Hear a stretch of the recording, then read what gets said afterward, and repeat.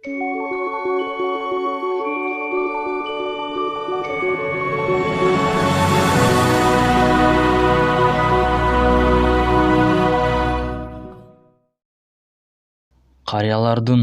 аксакалдардын батасын алуу, алардан насаат, осуяттарын угуу кандай сонун.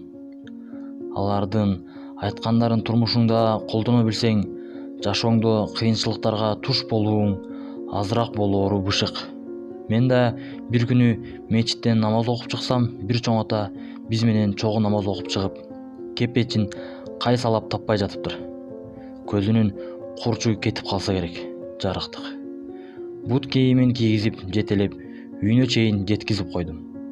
Жолдо катар мага акылын айтып келди. Анын арасында эсимден эч кетпеген, мага таасир калтырган акылын сиздерге баяндап берейин. Ал төмөндөгүчө. Алла Тааланын буйруктарына баш ийбеген киши менен дос болбо.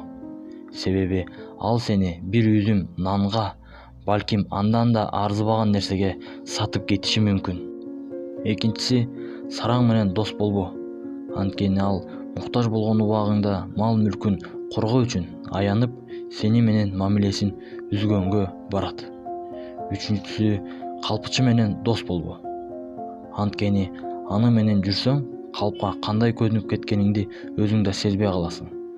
Жана анын сөздөрү сенин жан дүйнөңдү, сезимдериңди байкатпай чиритип баштайт. Төртүнчүсү болсо акмак. Акмактар менен такыр дос болбо.